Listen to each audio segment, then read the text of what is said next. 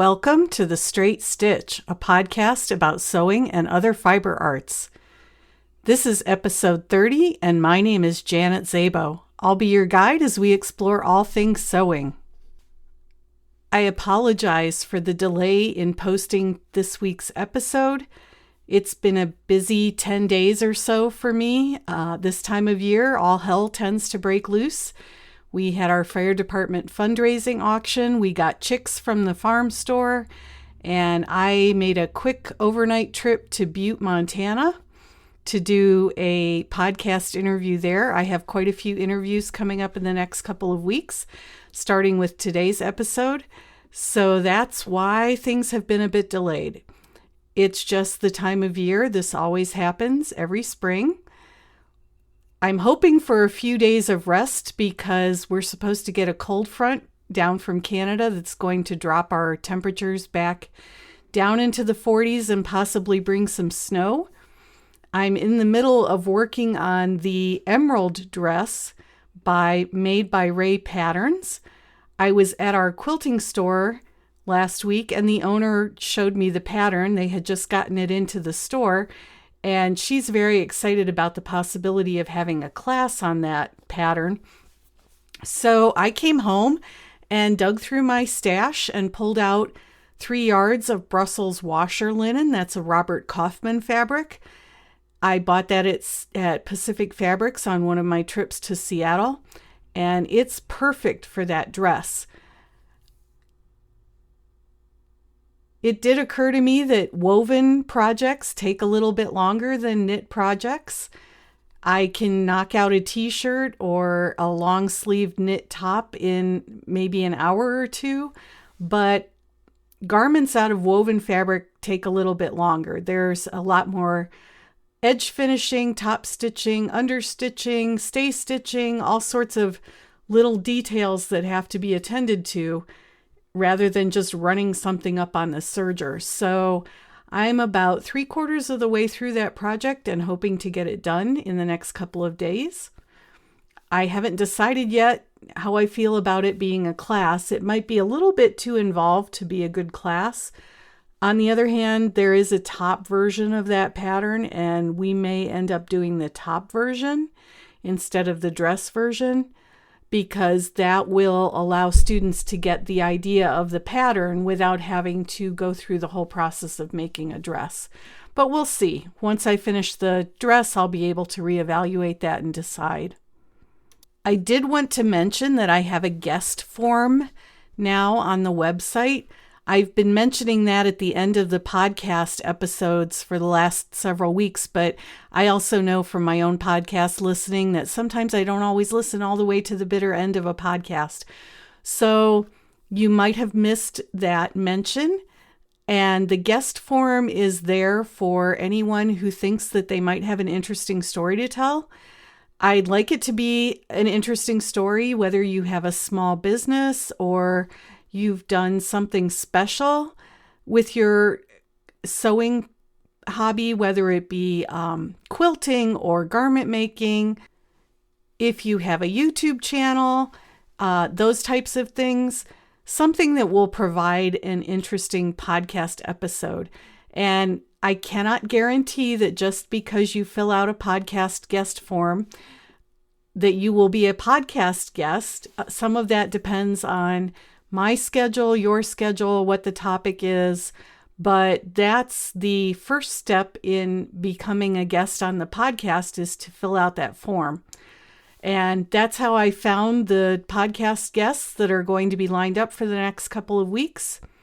So if you go to the website at thestraightstitchpodcast.com, there is a little hamburger menu icon at the left-hand side of the screen. If you pull that down, you will see a link for the guest form, and that comes straight to me. Today's guest is someone who I found on the Vintage Industrial Sewing Machines Facebook group.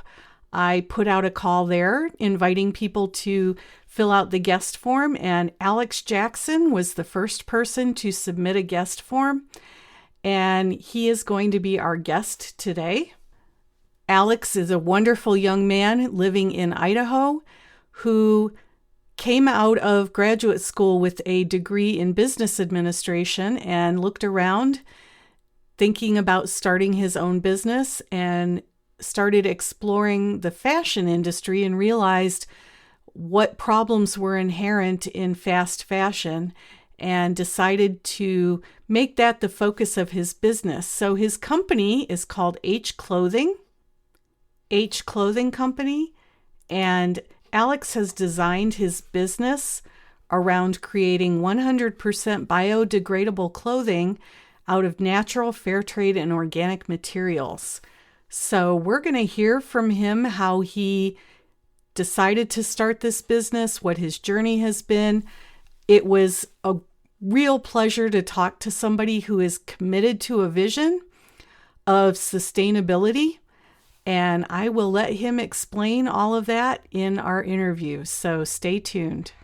So, Alex, welcome to the podcast. I am excited to talk to you this afternoon. Yeah, thanks for having me. I'm excited too. So, you are the owner of H Clothing Company. And what I like to find out from people is how they ended up where they are. So, if you could talk about, did somebody in your family teach you how to sew? Did you take a class? How did you get interested in sewing? And then how did you get interested in clothing manufacturing?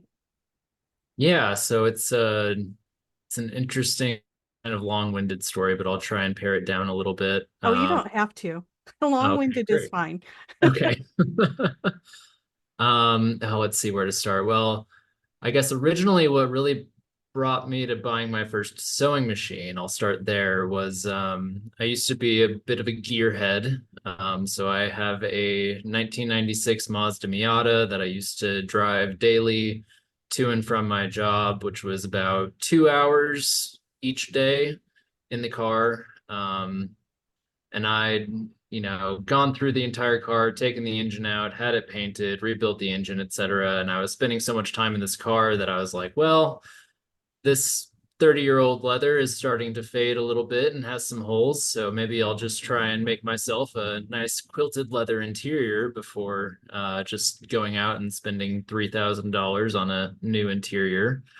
So having no idea at all that you need more specialized sewing machines to sew leather, I picked myself up a Singer 503A Rocketeer from the marketplace from this lovely older couple who, sat me down with a machine before I bought it, showed me exactly how it worked, all the oiling points, all the like style discs, and, here's how everything works. Go ahead and try it. And so my only sewing experience before then was, home ec, I think in like seventh grade or something like that, where we made, pillowcases. And, this was in, I think, 2018 when I purchased. Um, and I never ended up actually making that quilted interior. It's still on the to-do list, but it kind of just sat for a while. And so around 2018, 2019, I decided I wanted to go back to school to get my master's degree. I graduated with a bachelor's in business for entrepreneurship and management. And so I started school again in 2019, getting my MBA in sustainability analytics and management. And one of the, I was thinking early on when I started, I want just like a single industry that I can focus all of my projects into. That way I'm not kind of like all over the board. And being in sustainability, I was like, all right, what are the most wasteful, most harmful industries in the world? And number one was like, yep, oil and gas, energy, understandable. Number two, transportation, shipping, car manufacturing, et cetera, all that. And then number three was a shock to me. It was textile production. And, I had no idea. I had not been in that world before. And so I started diving deep for all of my research and just, honestly, it gave me some existential anxiety as I was learning more. And I was like, oh man, I looked in my closet, I looked at my wife's clothes, and I was like, oh, Bangladesh, Sri Lanka, Vietnam, China, oh no, polyester, just like all the, learning about all the factory issues, all of the material issues, fast fashion, all of that. And I decided at that point that I didn't really want to support the fashion industry anymore. And you can't make that decision if you're not going to then find someone to make clothing for you, which, being somewhat recently out of college, I was not exactly flush with money and much disposable income to find myself a personal tailor. And I was like, well, I have this sewing machine that I bought a couple of years ago, so why don't I try making my own? And so I think made my first t-shirt out of fabric that I picked up from Joann's in 2019. I took two of my favorite t-shirts, I laid them out on a table, I did the tracing method, I added my seam allowances, etc., made my own pattern, made some modifications, and then made my own t-shirt. And I was like, hey, I really like this. This feels great. Um, and then so right before the pandemic hit, I was sitting in my office at the time. We had to wear button ups, chinos, look all nice, business casual, professional. And I'd realized that there aren't really companies out there that make business casual, business professional, sustainable clothing out of like natural materials with like, fully vetted supply chains so you can like track it all where it's coming from and make sure that everything is fair trade. There were a couple companies out there, but not nearly many, and most of them were a bit more granola, like Patagonia or Toad and Co., where they're more climbing focused, and then they have a few button ups here and there. And I was like, well, as a business major, it sounds like there's an opportunity there. So I really delved deep into making my own clothing and like learning how to sew. And that's right when the pandemic hit. So I had suddenly a whole bunch of time on my hands. So Right. I taught myself how to sew on YouTube, essentially, and just read a few books, have many more books to read. So that's about the same time I started getting into clothing design as well. So I am not at all, professionally trained in any of this, very much self-taught. And I'm nowhere near calling myself a master. I still have a lot to learn. But it's been a fun ride ever since, and I've been really enjoying it. You're actually out there doing it, and that counts for a lot. Yeah, So don't sell yourself short. I try not to. Yeah. So one of the things that I find really intriguing is that you do a lot of work with hemp. Hmm. And hemp is one of I think I told you this in our correspondence. Hemp is one of my favorite spinning fibers when I was spinning back in the late 90s. Hmm. But the only place we could get it back then was from China. There were a whole bunch of hoops that you had to jump through. It was really difficult to source it.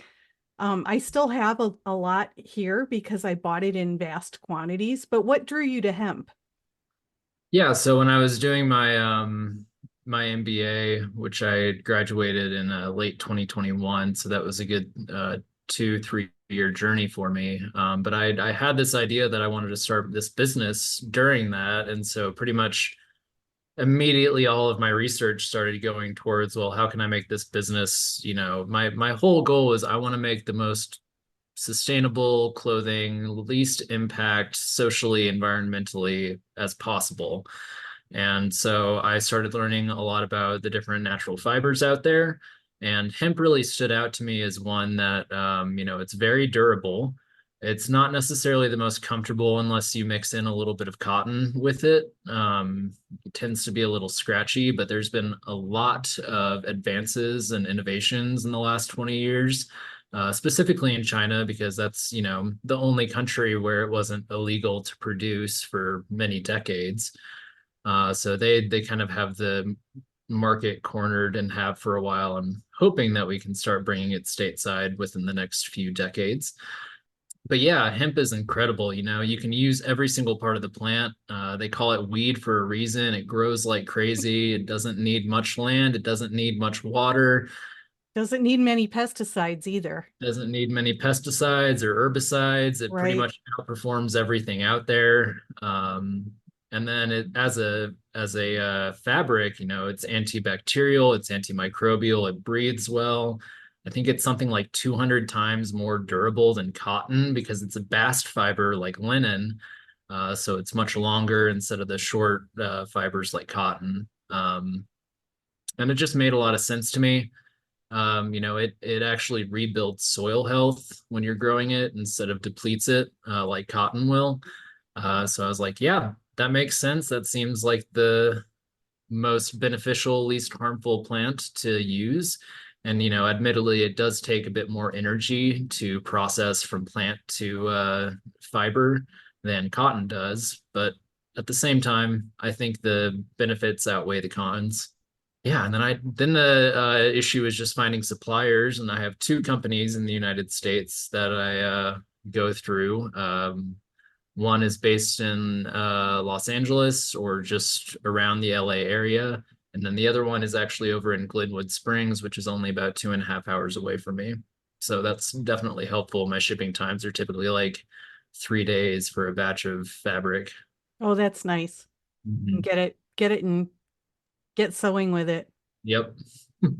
I I am at the point in my life where we're sleeping on hemp sheets now Ooh, because I really liked the linen sheets that I had, and then I decided I found a set of hemp sheets and I thought we're going to try these. yeah. They're lovely. Oh, I love hemp. It's so great. Yeah. Yeah. That's cool. So are you a one-man operation at this point? Yeah, I can't say that fully because my wife has definitely helped me in many areas. I, like you, am not a very three-dimensional thinker. So I was like, great, I'm getting into clothing design. I can totally do this. I just have to take a three-dimensional shape and then lay it flat in a two-dimensional space, and just it hurts my brain sometimes. So design is still a little bit tricky for me, but I get there. But she's definitely helped me. She's an artist, so she has an eye for visual appeal. Her color palette is always right on. So, but That's yeah, good. besides that, I design the clothes, I sew the clothes, and then I dye the clothes all myself. Just a one man operation beyond that. Yeah. What kind of dyes are you using? Yeah, so they're all natural. So no synthetic dyes here. That's one of the things I pride myself on. And the brand is even my thread that I use is organic cotton. So my clothing is designed to fully decompose 100% at the end of its life and leaving nothing behind in about 3 to 5 months. It'll be completely gone and living back in the soil and back into the circle of life. But yeah, right now I just came out with a few new colorways using madder root, um, onion skins, which aren't so light fast, but I combine the two and get a really beautiful orange color. And then I have a few others. Walnut is a really good one, just walnut shells, and then logwood, which is a tree that grows all over Central and South America as well. We have noxious weeds here in Montana. I don't know if you do in Colorado as well, Hmm. but indigo won't grow where I live, but woad will grow where I live. Hmm. Unfortunately, woad is a noxious weed. It's kind of a funny story. The way it became a noxious weed in Montana was the wife of the president of the University of Montana down in Missoula planted it in her garden and it escaped. Oh And no. so now it grows up the mountain behind the university. And every spring, the Spinners and Weavers Guild down there has a woad pull. So they all go up there with bags and they just pull it out because they're trying to eradicate it. But I think at this point it's pretty wild. But yeah, if I could grow woad here, I would experiment with indigo dyeing. Hmm. Yeah, I tried to go grow indigo last year, and I had, I think out of the 25 seeds that I planted, only five really ever sprouted, and then all of them died pretty quickly too. Yeah. It's a harsh environment here in the Colorado Springs as well. So it sounds like you've had some challenges with the design end of things. What's been really rewarding for you in this process? Oh, I mean, getting it right, first of all, and just really dialing it in. I'm actually designing myself a button-up shirt right now, and over the past 2 weeks, I think I've gone through three or four various drawn out designs, two of which I've cut out of just, bed sheets as like my twills and put together. And I think I finally got it on this last one. The sleeves were still a little wonky, but I think I know how to fix that. But what's been really rewarding is the people that come up to me at markets and be like, "I love what you're doing. Keep going. Like you're doing wonderful." That's really rewarding. And then the people who I actually get to sell clothing to and then hear from them, something along the lines of, "I just feel better when I wear your clothes." I have a whole bunch of stuff in my wardrobe that I wear every day, but every time I put on your shirt or every time I put on your joggers, I just feel so much better. I have one customer who actually I made him and his wife bathrobes out of a waffle knit organic cotton, and he's like, basically, my daily routine is I wake up, I go to the gym, I shower, I put on either the robe that I bought from you or the shorts that I bought from you, and I work all day in that. And like, that's all I ever do. And I was like, that's great. I love that. So I'm sure they feel good both physically and psychologically. Yeah. I think something that we've really gotten away from as a culture, especially in the United States, and probably the last 50 to 100 years, is really knowing where our clothing is coming from as far as what hands are making it. So I know people who have come back and said, "I love wearing your clothing because it feels good, like in my psyche, knowing that I know who made these and I know that who made these cares about what they're making, and that just makes wearing these clothes feel even that much better." So it looks like you've come a ways from your Singer Rocketeer. I see a Pfaff industrial behind you. How Yeah. many machines are you up to now? Oh, let's see. I work with three mainly, but I own eight, seven. It's now seven. I gave one back to my mom. But my workhorse is a Singer 3115. Uh-huh. I looked up the serial number when I got it in Isaac's. I think that's the website where you can check the year based on the serial. And I think it was made sometime in either 1916 or 1917. Oh, So wow. it's so incredible, like especially coming from a gearhead perspective of just like loving machinery and cars, and especially old cars. Using a machine that was built well over 100 years ago on a daily basis and just still works like a dream is such an honor to me. And I got that machine for free through some family connections. This woman was it was in her late husband's collection in a warehouse gathering dust for probably 30 years. She was going to throw it away, and my uncle said, "Wait, I know someone who might use that." And then he was on a road trip and he just drove it up to me. And my dad, being a carpenter, remade a table for me. It still has the treadle legs. It's Yeah. retrofitted for a servo motor, but that's the main machine that I use every day. And then yeah, beyond that, I have the FAF 1245 industrial machine, walking foot, triple feed. I use that for my waxed canvas. So something that I like to do is I make aprons, and I'll just buy about 20 ounce, I think 14 and 20 ounce hemp canvas, and then I'll get some beeswax from our local bee supplier, and then I'll wax the canvas myself, and then I'll use that walking foot machine to make those aprons, and it's something I love doing. And then beyond that, I just have a, Juki industrial serger as well. That still scares me to this day because it's the fastest machine that I own, and the Juki and the FAF are the scary ones because I can fit fingers under the walking or under the presser foot of the Yeah. FAF. And the Juki is just so fast that I always worry I'm gonna mess something up by a little foot twitch. I have a Juki Surger too with a clutch motor, Hmm. and it's a sweet machine. Yeah. So you're doing both knits and wovens then. You must be. Yeah. Mostly knits too. And it's so, I always find myself when I get into a hobby, I jump right into the deep end without knowing it. And as I've told people who have been sewing in the past, like, "Oh yeah, what was the first thing you made?" "Oh yeah, t-shirts and joggers." They're like, "You went straight to knits?" I was like, "Yeah." I'm like, "You're crazy." And I don't use a zigzag stitch either for them. I just use a straight stitch and I kind of stretch the fabric out to the proper degree. That way it still maintains its thread tension, but it still has a little give The in the old stretch and finished sew piece. method. Mm-hmm. Yeah. Yep. That's what I do. I mean, I was looking for hobbies, and when I look for hobbies, I always try to give myself a hard project to get into first, and it's either sink or swim for me. So, and this one stuck.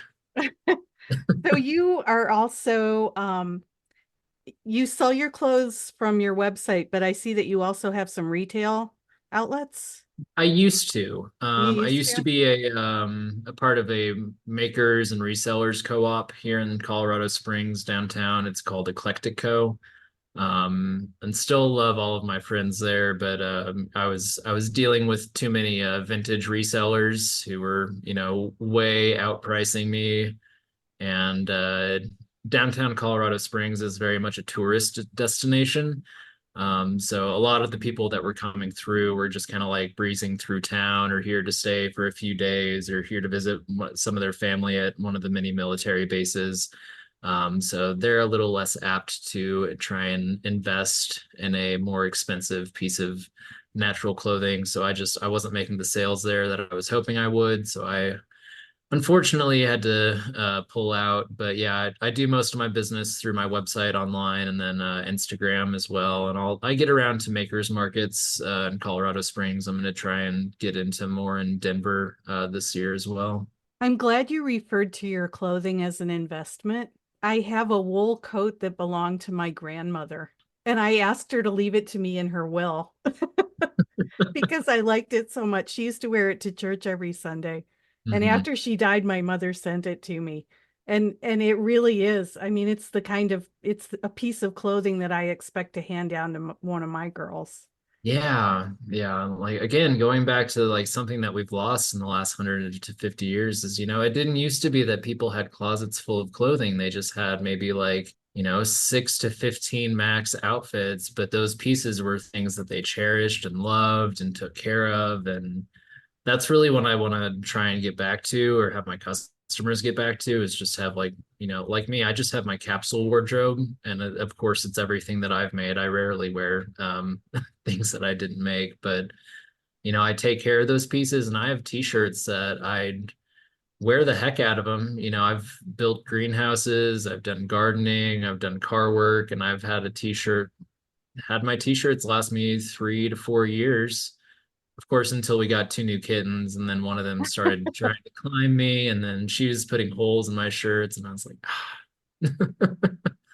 But but I see that you offer a free lifetime repair.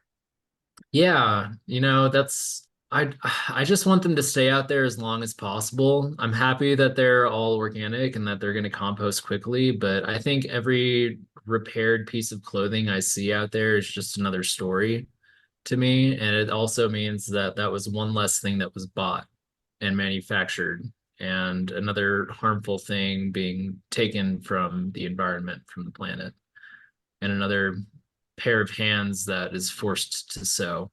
Can you talk a little bit about your work with Mountain and Plains Fiber Shed? Yeah. So I actually just became a board member within the last 3 months. So that's really exciting for me. And the organization is both old and new. It kind of took a plunge during COVID where the entire board pretty much up and left. And so it was revived, I think, in 2022. And we're just kind of getting our game back together and starting to have people join up again. But the whole idea behind the fiber shed is started by a woman named Rebecca Burgess in Northern California. And she was doing research into, again, a lot of where her clothes were coming from, and realized that, in Northern California, there's a whole bunch of sheep farmers who produce a lot of wool, but it was being underutilized. And so she was like, how can we set up local supply chains for our fiber artists, all the way from, soil to soil. So the idea of the fiber shed is, I think, about a 250 to 300 square mile radius of a point. So I think our point is Denver. So within a 300-mile radius of Denver, we're trying to get together all of the fiber artists, all of the sheep and alpaca farmers, the spinning or the spinners, the weavers, the sewists, the knitters, the crocheters, the dyers, anyone who works with fiber, especially natural fiber, just trying to come together and see how we can help each other out with supply chain, with, selling, with ideas, with designs. So that's the idea behind that. And yeah, again, we're really starting to get going again. I think we have a makers market coming up, hopefully in June, that we're going to start putting on again. But really looking forward to being a part of this organization. So are there more than is there one in California? Are Yeah, they all over the country? I think there are two or three in California. I know there's one Okay. in California. And we actually have two here in Colorado, one for mountains and plains, which is the one that I'm a part of, which is more of the Front Range, east and into like west into the Rocky Mountains. And then we also have one over on the western side of the Rockies as well. But yeah, they're all over the country. I couldn't tell you where exactly, but worth some research if anyone listening is interested in joining up their local fiber shed. Yeah, definitely. Is there anything that I haven't asked you about that you want to talk about? There's always so much going on in my head. And listen, if I can fit clothing and design things, you can do it. Right. Yeah. No, it's been a lot of fun, and it's design is something I definitely want to get better at. I've had my brother is 6'4", and not a lot of clothing right out of the box fits him very well. My wife is 5'4", and not a lot of 5'4", 5'6", something in there. Not a lot of like she's in between a lot of sizes, and the sizing standards of clothing brands all over the world just doesn't really work. I know. Like I'm trying to find myself a pair of leather boots right now, and I'm like, I'm somewhere between a size 11 and a half and 9.5, but it really depends on the brand. I really want to make people like custom clothing that like it fits them exactly, and do more of like a tailor's perspective of even adding in a little seam allowance for, body shapes and sizes that change over time, so we can take it out or push it in. So that's something I'm trying to incorporate more in my designs as I get better. But yet that way the clothing lasts people even longer, and they don't outgrow it per se. They just come back and get it altered and keep wearing it. Right. Well, I have really enjoyed this conversation. And if people want to find you on the internet, where can they go? Yeah, my website is the letter H clothingco.com. That's the best place to find me. And then beyond that, also Instagram, at H Clothing Co. LLC.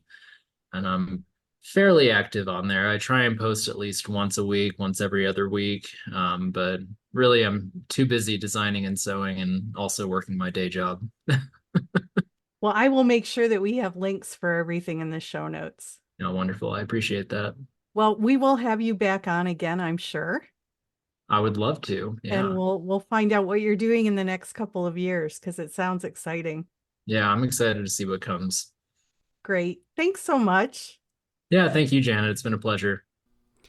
I hope you enjoyed my conversation with Alex Jackson of H Clothing Company, and that you'll check out his website and Instagram.